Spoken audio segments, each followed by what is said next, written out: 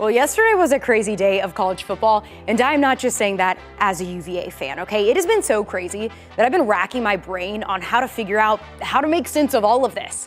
I think I got it, so let's go ahead and take a look at yesterday's conference championships and see what exactly it means for the CFP selection later today.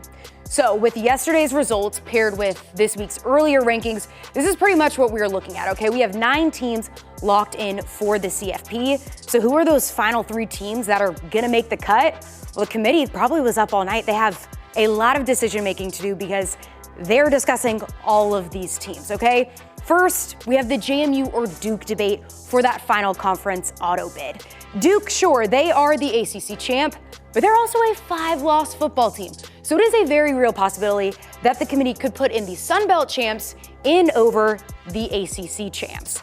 But the committee is going to have to also assess Alabama, Notre Dame, and Miami, and even, yes, BYU for those final 2 at-larges. So because of that BYU loss yesterday, let's just go ahead and take them out, okay? We're already on the bubble. They're pretty much out.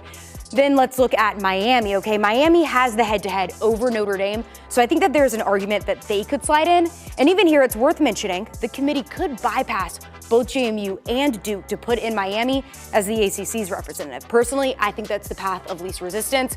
So if that happens, then the question for that last spot becomes Notre Dame versus Alabama. Let's focus on Alabama here for a second. Do you punish the Tide for losing a conference championship game? The committee didn't last year when SMU lost the ACC game. Or do you look at what team is trending up and playing better ball? Okay, that's the logic that the committee used when Alabama got in over Florida State in 2023. Now look, I don't know what logic the committee is going to use, but I do know if we're going to discuss Alabama, we need to make a case for Texas too. Because Alabama and Texas are both 3-loss SEC teams. If we want to compare these two teams, we'll look no further than their worst losses. Texas is to Florida. That's why the committee said they ranked them so low.